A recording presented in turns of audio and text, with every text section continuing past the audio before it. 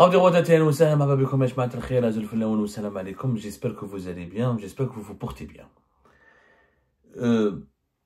On ne parle jamais assez de l'importance d'un bon voisinage, d'une stabilité dans les relations avec les voisins d'un pays pour assurer le développement d'un pays. Cette notion de bon voisinage, les Algériens et les Algériens ne la connaissent pas.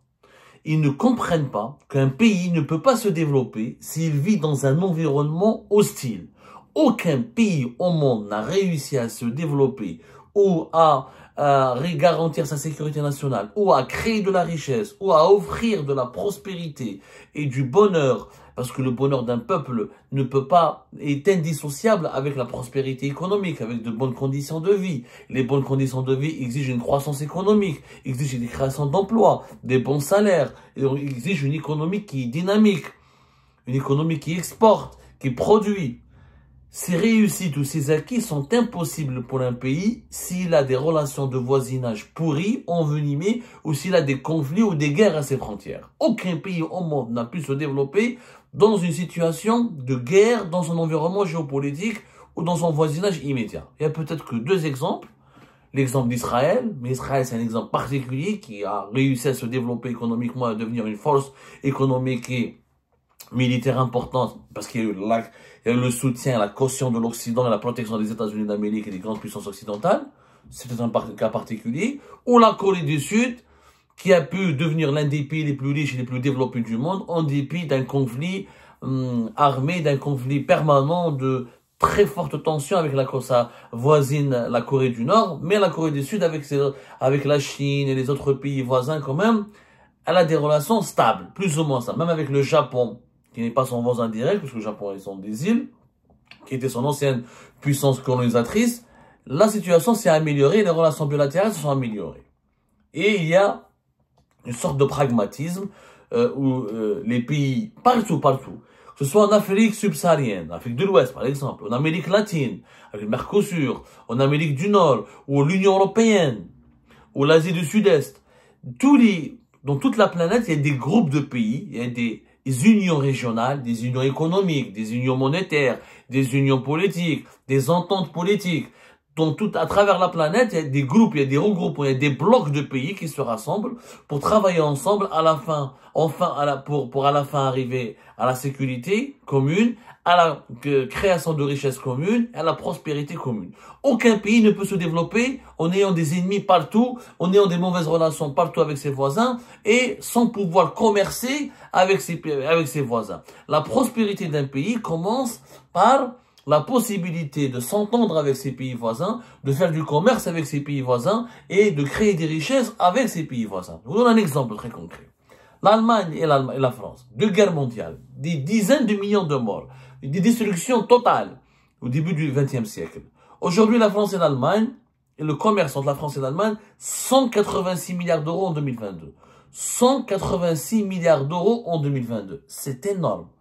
C'est énorme. Pour des pays qui ont été, encore une fois, en situation de quasi-guerre. Il y avait une guerre totale, une guerre terrible. 2023, toutes les années, vous pouvez, par extension, faire des recherches, c'est des dizaines, pour ne pas dire chaque année, une centaine de milliards d'euros d'échanges entre l'Allemagne et la France, qui ont opposé dans deux guerres mondiales. S'il n'y avait pas la paix entre l'Allemagne et la France, s'il n'y avait pas la possibilité pour les deux pays de s'échanger commercialement, de faire du commerce, d'investir, les Allemands investissent en France, les Français investissent en Allemagne, les Allemands vendent à la France, les Français vendent à l'Allemagne, s'il n'y avait pas cette complémentarité, cette union politique et économique, les deux pays n'auraient jamais pu rester riches et puissants comme ils le sont aujourd'hui. Je vous dis cela parce que nous allons parler de la tragédie algéro-marocaine. La tragédie algéro-marocaine, elle est tout simplement stupéfiante. Sur le plan économique, il n'y a pas de rapport entre l'Algérie et la France, entre l'Algérie et le Maroc. Il n'y a quasiment plus de relations.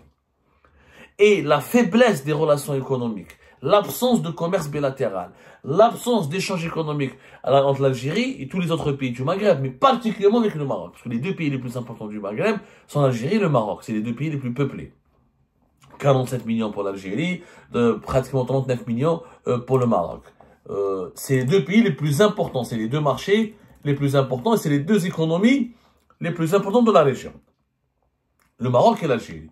Quand on a fait une enquête sur les chiffres, le Maghreb en général ne représente même pas 2% des importations de l'Algérie. Tous les pays du Maghreb, la Tunisie, la Mauritanie, la Libye, le Maroc, ne représentent que 1,8% de toutes les importations de l'Algérie à travers le monde.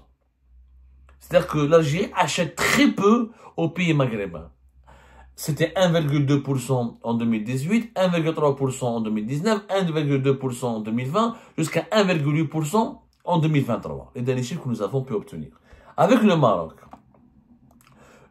nous avons importé depuis le Maroc pour l'équivalent de 186 millions de dollars en 2018.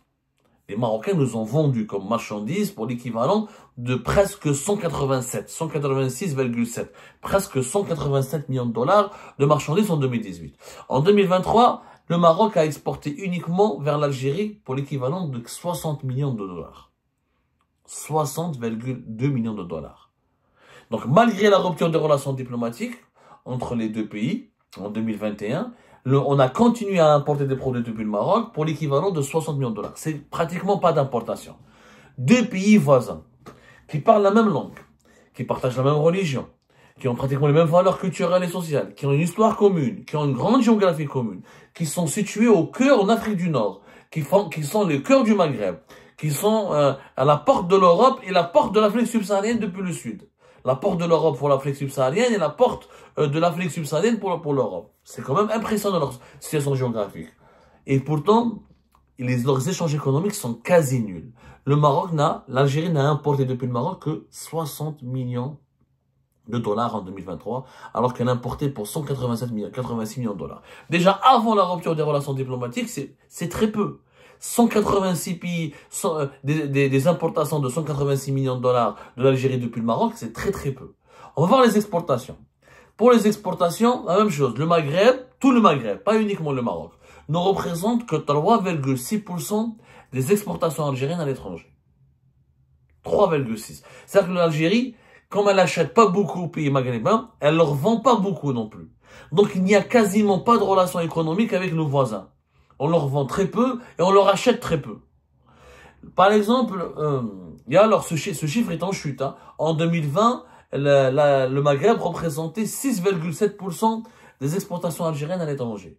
Mais comme il y a eu en 2021 la rupture des relations diplomatiques avec l'Algérie, entre l'Algérie et le Maroc, les exportations algériennes vers le Maghreb ont beaucoup baissé puisque le marché le plus important au Maghreb, c'est le marché marocain. Pour les Marocains, le marché le plus important au Maghreb, c'est l'Algérie. Pour les Algériens, le marché le plus important au Maghreb, c'est le Maroc. Parce qu'ils sont les deux pays les plus importants, les deux marchés les plus importants. La Libye, la Tunisie et la Mauritanie sont des pays qui sont faiblement peuplés, mais à part la Tunisie qui dépasse 11 millions, le reste, ils sont même pas 10 millions. La Mauritanie, c'est encore un petit pays de même pas 5 millions. Alors, quand on voit les chiffres, ils sont encore une fois impressionnants. Mais vraiment impressionnants, allez, je dis impressionnant. Le Maroc, par exemple, l'Algérie a exporté vers le Maroc en 2018 pour 572 millions de dollars. 572 millions de dollars. En 2021, l'Algérie a exporté vers le Maroc pour 587 millions de dollars.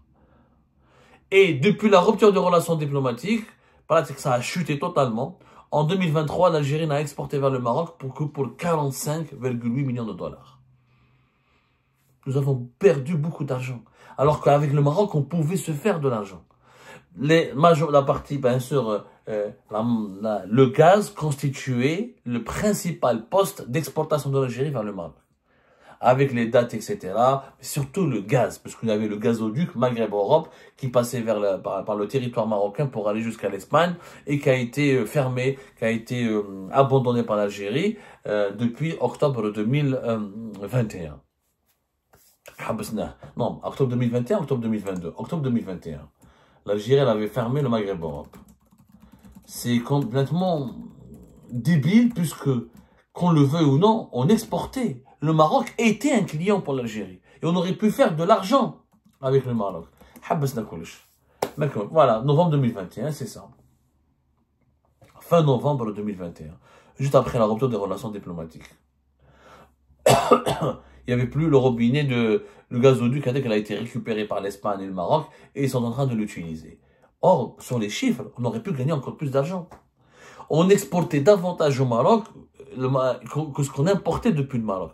La balance commerciale avec le Maroc était largement favorable à l'Algérie. Aujourd'hui, regardez deux grands pays importants du continent africain et du Maghreb. Ils sont voisins, ils ont une histoire commune, ils ont une géographie commune, ils ont une langue commune, ils ont une religion commune, ils ont des valeurs sociales communes. Même physiquement, on se ressemble, nous les Marocains. Et pourtant, le commerce, il est nul. 65 millions de dollars, 67 millions de dollars d'exportation en 2023 et 60 millions de dollars d'importation en 2023. C'est-à-dire que les échanges économiques entre le Maroc et l'Algérie depuis 2023, ils sont uniquement de 120 millions de dollars. 125, même pas 130 millions de dollars. Puisqu'on a importé pour 60 millions de dollars en 2023 et on a exporté pour 67 millions de dollars. Même pas 130 millions de dollars. C'est très très peu de pays. Pratiquement, il n'y a pas d'économie. Alors qu'entre l'Allemagne et la France, 186 milliards de dollars. Bon, c'est des grands pays, ils se sont développés économiquement, mais logiquement, avec les potentialités que nous avons, avec les besoins que nous avons, on aurait pu avoir des échanges économiques entre le Maroc et l'Algérie. Les échanges économiques devraient être au moins, au bas mot, entre 5 et 10 milliards de dollars. Au moins, au bas mot. Deux marchés communs, des besoins communs, l'énergie en Algérie, l'agriculture au Maroc, des possibilités d'industrie manufacturière au Maroc, des produits énergétiques en Algérie. Tout est complémentaire entre les deux pays. On aurait pu créer un vrai marché commun. C'est une véritable tragédie. Quand deux voisins ont des échanges économiques de même pas 130 millions de dollars, ça veut dire que leur voisinage n'existe pas. Ça veut dire qu'ils sont totalement... Ces deux voisins se tournent le dos. Quand ils se tournent le dos, ils ratent des opportunités de créer des richesses et de se développer ensemble. Parce qu'on ne peut pas, comme l'Allemagne, comme l'Union européenne le démontre, on ne peut pas évoluer et se développer et créer des richesses. Donc un pays ne peut pas évoluer tout seul, ne peut pas faire cavalier tout seul. S'il n'a pas un marché commun avec ses voisins, s'il n'arrive pas à commercer harmonieusement et agréablement avec ses voisins. L'Algérie aurait pu continuer à exporter vers le Maroc. Elle aurait pu gagner beaucoup d'argent. Et le Maroc aurait pu exporter vers l'Algérie, elle aurait pu gagner beaucoup d'argent. Et les deux pays auraient été gagnants. Comme la France et l'Allemagne sont gagnants. Vous allez me dire, avec les autres pays maghrébins, ça se passe mieux. C'est pas du tout le cas. Avec la Tunisie, par exemple, on exportait vers la Tunisie pour 829 millions de dollars en 2018, pardonnez-moi, en 2018. Je commence à être fatigué avec le ramadan. Donc 829 millions de dollars en 2018 et en 2023, uniquement 1,8 milliard de dollars. Surtout 1,8 milliard, c'est très peu. Après, la taille du marché tunisien, elle est beaucoup plus... La Tunisie, c'est quoi? C'est 12 millions d'habitants. C'est pas presque 40 millions d'habitants comme l'Algérie, comme le Maroc. Donc déjà, mais même 1,8 milliard de dollars, c'est très peu. C'est très très peu entre l'Algérie et la Tunisie. Et pour les importations, on a importé pour 283 millions de dollars en 2018 et on a importé depuis la Tunisie pour 326 millions de dollars en 2023. Très très peu. Mais vraiment très très peu. Donc les échanges économiques avec la Tunisie sont même pas de 2 milliards de dollars. À peine 2 milliards de dollars. Ouais, 326 millions de dollars d'importation et 1, comment on appelle ça, 1,8 milliard de dollars d'exportation. Non, c'est même pas 2. C'est même pas 2. Non, c'est même pas 3 milliards de dollars. C'est même pas 2 milliards et demi de dollars. 2,4. C'est très peu. Très très peu. Ça veut dire qu'il n'y a pas d'intégration régionale. Il n'y a pas de marché commun au Maghreb. On ne se fait pas du commerce. L'Algérie, elle est dépendante de l'Europe et de l'Asie dans ses échanges économiques. La même chose pour le Maroc, la même chose pour la Tunisie. Mais on ne se fait pas du commerce entre nous. C'est aucun sens. C'est une aberration dangereuse.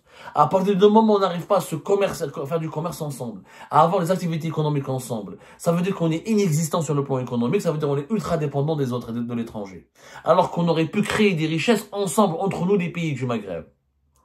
Et c'est une tragédie. Le fait qu'on n'arrive pas à échanger économiquement, à commercer, à créer des richesses ensemble, ça veut dire qu'on est très fragile, qu'on se condamne à la pauvreté et qu'on condamne nos populations à la pauvreté. Parce que les pays qui s'enrichissent, les pays qui se développent, les pays qui évoluent, ce sont les pays qui évoluent, qui profitent de leur entourage immédiat, de leur voisinage immédiat. Comme c'est le cas de la Corée du Sud et de la Chine, comme c'est le cas des pays européens, comme c'est les pays de l'Amérique latine, comme c'est le cas du Vietnam ou de l'Indonésie, comme c'est le cas de la Turquie, qui a profité de son voisinage avec l'Iran, avec les pays du Moyen-Orient pour exporter, pour évoluer. Ou là, son voisinage avec les pays européens pour évoluer et pour progresser. Mais nous, tant qu'on s'entretue entre nous, les Maghrébins, tant qu'on est divisé, on se condamne à rester pauvre. Et ces chiffres-là que nous venons de révéler illustrent parfaitement la tragédie des relations algéro-marocaines ou maroco-algériennes.